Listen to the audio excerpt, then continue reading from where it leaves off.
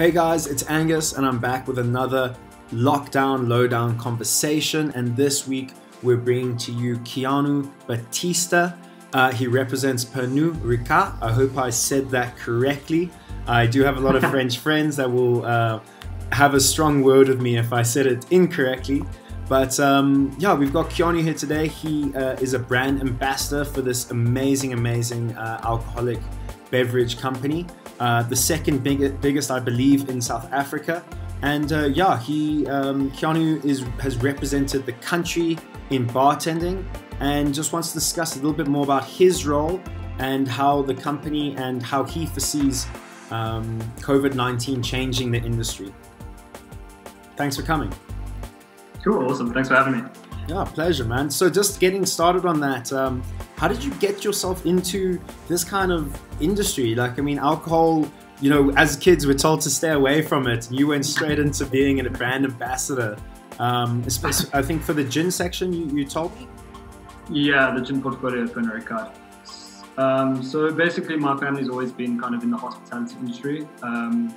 I was actually previously studying accountancy at Wits, so complete opposite of what I'm doing now.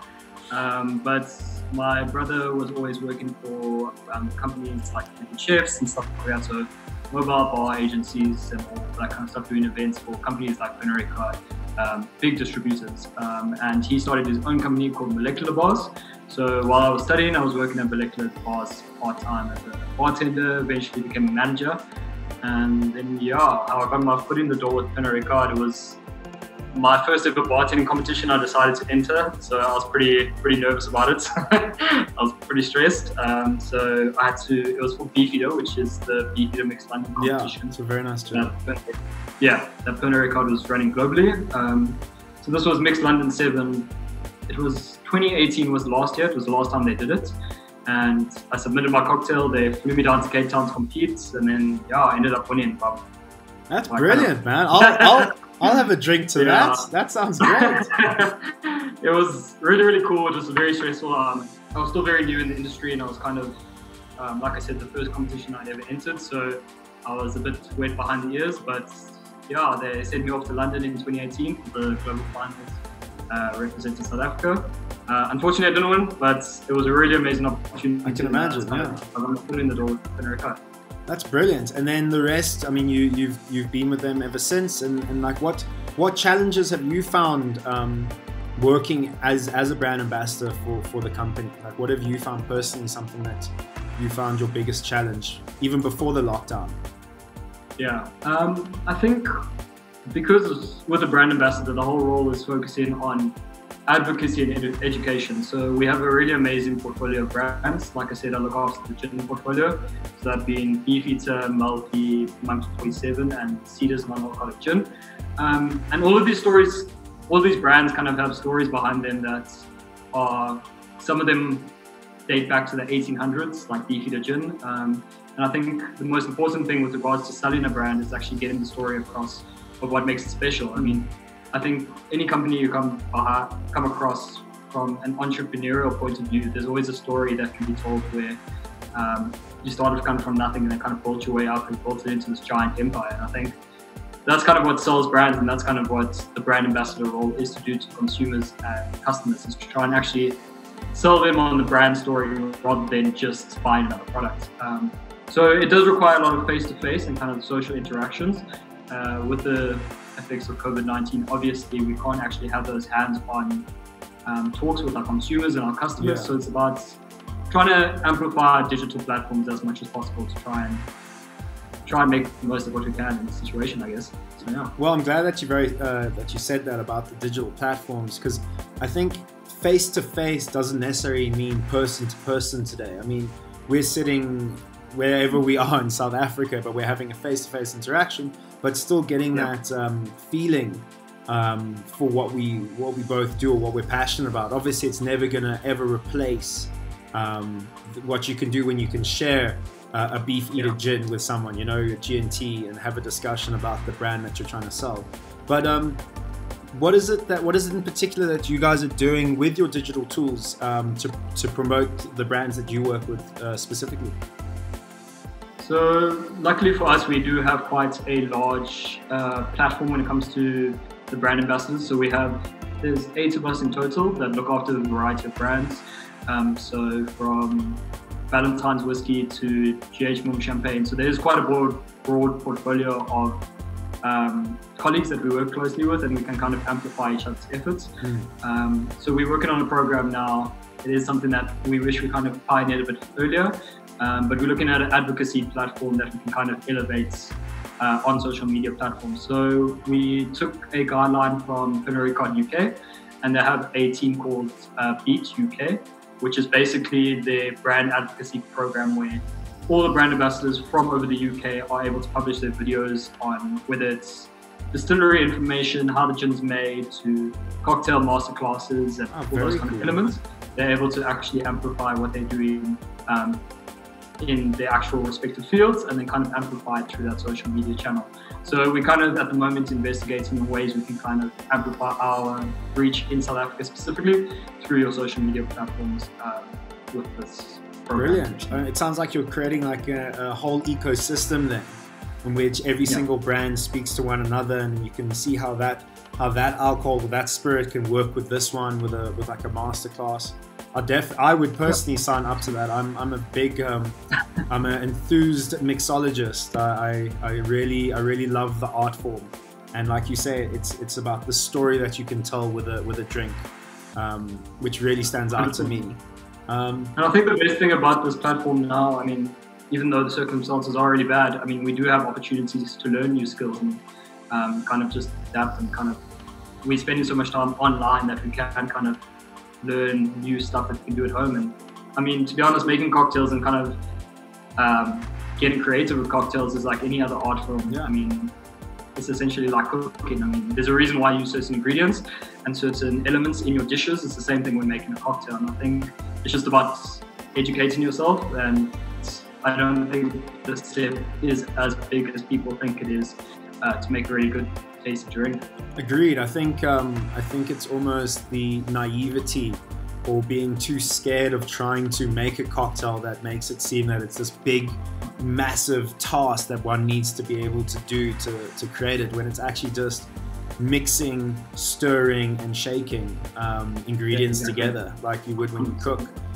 Talking about that, I do know I got a lot of tips and tricks from the Absolute Vodka series. I know that they created an app for it where the guy had all the videos on obviously vodka inspired cocktails, but it was just a really cool way to engage with a brand and then also learn a new skill whilst doing it.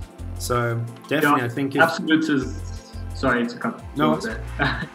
But yeah, Absolute, like you were saying, I've always been really good at those kind of pioneering tasks, even with the whole, in light of COVID-19 and everything that's been going on.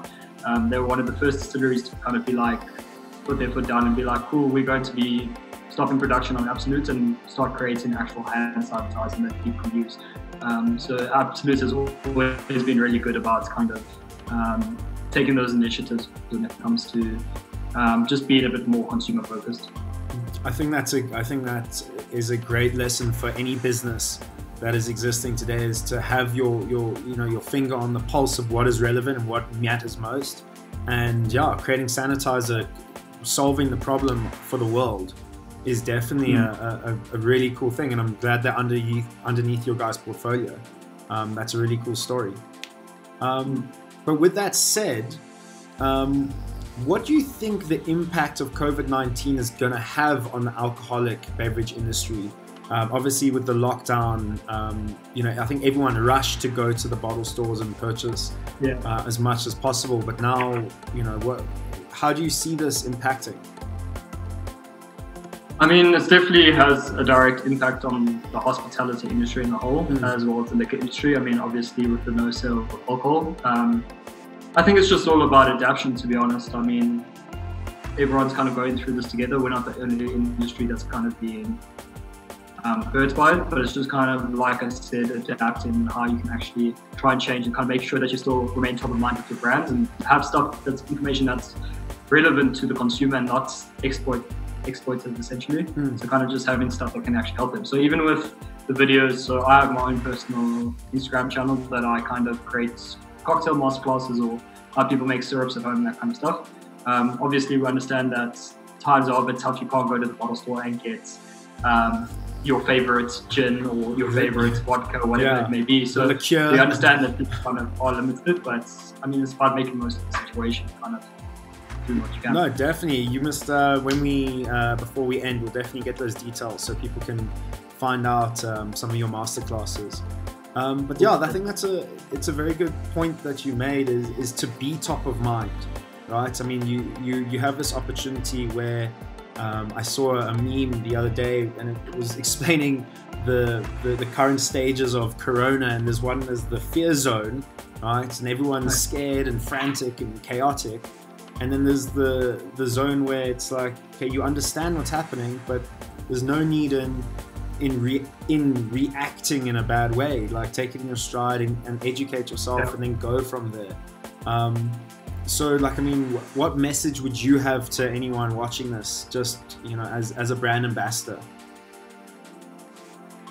I would have to say probably, like, I mean, utilize your time as much as possible. I know that some people aren't in the situations where they aren't lucky enough to work from home and have accessibility.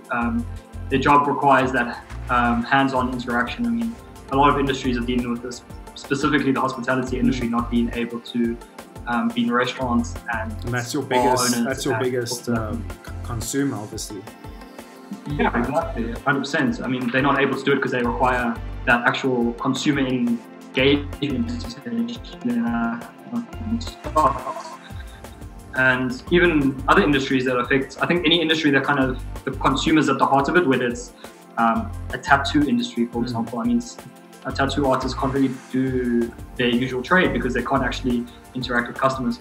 So I think the best thing to do, my advice ideally would be, you are limited in what you can do now, but just make sure that you can kind of take this time to actually upskill yourself and kind of get as much knowledge. There's never been a greater opportunity to actually get information off the internet and kind of learn from that and upskill yourself. Yeah. And a lot of companies are coming forward and trying to actually build platforms that we can kind of help individuals kind of make sure that they're equipped with the skills that they need to try and help do what they can after COVID-19 in a short-term, long-term perspective. So I think it's very, very important that kind of people will take this opportunity to kind of make use of their time, even if it is free time. I think that's really cool. I mean, it's probably the first time in a long time that we have, you know, a moment to really think introspectively of ourselves and actually pick up a book or watch something that you've been wanting to do, or, you know, focus on developing your own self. Because, I mean, obviously, a lot of people are still working at this time and working from home using digital tools like the ones we're using today. But I think, yeah, you're speaking a lot of sense, Keanu, in the sense we should take this moment to upskill whatever we can. Regardless if it's from a brand or if it's from a book, you should just be learning. Because 100%. Time is that commodity that we're always complaining about, and now you have no excuse not to use it correctly. So I think that's a very poignant point for the situation we're in. I think it's also about a bit of balance. Like, I mean, also, like, it's not like take the time to learn and do, like, upskill yourself, but also take the time to also just have that social interaction. I mean, your mental health also plays a big part in it, and I think that's you still need to have your social aspects, whether it's calling your family or speaking with your friends and having just kind of like a hangout with your friends over dinner or watching a show together. I think you kind of just still need to have that kind of normal way of life, even if it is not normal at the moment. But we've been calling it business as unusual at our office. So I mean, but it kind of proves the need. I think when most of us think of alcohol as a collective, we associate it to socializing and being together and creating this environment of, you know, conversation where you're cheersing someone, you know. So I think there's definitely I think that aspect is going to be missed with COVID-19. So I can only imagine the sales you guys will experience after.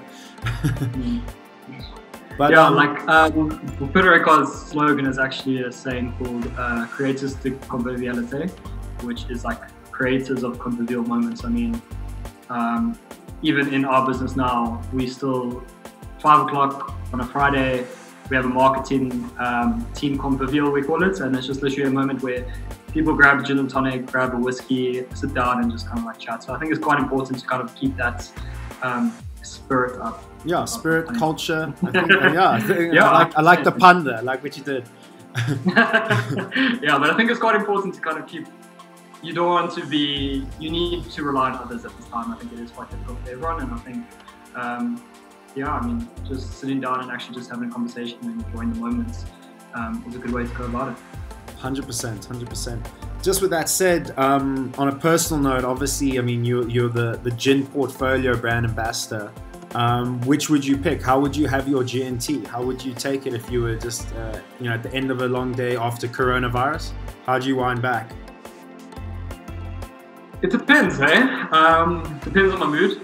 I'm lucky enough to have an array of gins in our portfolio. I mean, in total, we got between Beefeater, Malfy, beverage, Monkey 47. Probably in South Africa, we've got about 12 different expressions, sure. And all very variants, completely different. And yeah. What's really cool about our brands is also they're all from different regions in the world. So Beefeater's from London, Malfy's from Italy. We've got beverage, which is our local South African. And as well as Monkey 47 from Germany. So each come in with their own unique tastes. I mean, gin is quite a cool portfolio because a lot of gins will actually utilize what's around them to kind of incorporate flavors. So if I'm feeling like something, if it's like a midday on a Sunday and I'm having a braai, I just want to go with a gin tonic, I'll probably have a Beefeater lemon dry with like lemon and orange. But if it's a special occasion and I'm having just one drink, I'll probably go for something a bit more rich, like a Monkey 47 that's a bit more aromatic and kind of spicy. So it just kind of depends on the mood. Excellent. I think that's a great. I think that almost just like shows the sophistication of a spirit like gin, is that it can differ on the time of day, the mood you're in, what occasion you're at, because it is quite a complex liquor, and everything that you infuse it with, like you say, it adds to the notes, or it brings out or draws. I think that's probably the coolest thing about mixology and making cocktails, is that it is a complete art form in itself, but then there's also like this underlying science based on like the terpenes and whatnot that you get within it. Essentially, the lockdown will end inevitably when obviously we're told that it will be the 16th of April. What's going to be the first thing you do after you are done with self-isolation? Sure. The first thing, to be honest, I think it would honestly be like a lot of people's first thing. I mean, it would just be seeing my friends, to be honest. Just whether it's going to a local bar or just sitting down and having a drink and that kind of stuff, not to make it too brand related, but my personal life. Also, I want to see my friends, I want to catch up. And generally, I think sometimes the best conversations come around those kind of areas. And also, I mean, after this is all done, I think, especially your local independents, I think will need a lot of help with regards to support and 100%. kind of bring it up. So it could be quite cool just to actually sit down at one of your favorite local pubs or bars and just grab a drink with friends and just talk about how crazy it was. Say we lived through this time. It's definitely going to be a conversation or a conversation starter for the next couple of months afterwards. But with that said, it does bring us to a close with our time with you, Keanu. Can you give us some details on how people can find your personal Instagram page and a little bit more about the brands you represent? Awesome, sweet. So you can find me on Instagram mainly. So that's where I post my masterclasses and all my videos. So that is Keanu Batista is the handle, so at Keanu Batista. And so the brands I'll look after, I'll go through a variety, but predominantly Beefeater, Monkey 47, Malfy, Cedars, and that's it. So the gin portfolio in a whole besides beverage. Well, brilliant. I will be sure to apply some of my mixology skills to one of those brands when the lockdown is over and I can purchase some more alcohol. But I just want to say thank you so much for being on the Lockdown Lowdown with me. I really think you hit on some good points. Definitely, you're in an industry which has probably felt a big effect due to the impact on everyone that's been in self-isolation. I know it's not just me, but I have got a lot of friends who are, talking about the fact that it's been closed. And I think it was closed rightly so, just because we need health is effectively the main point of call here. So to limit that as much as possible is a good thing, I think. But yeah, and staying top of mind, and I do hope you guys are able to create that ecosystem and that platform. It sounds really cool. So when you guys are up and running, let us know and we'll share that on our channels.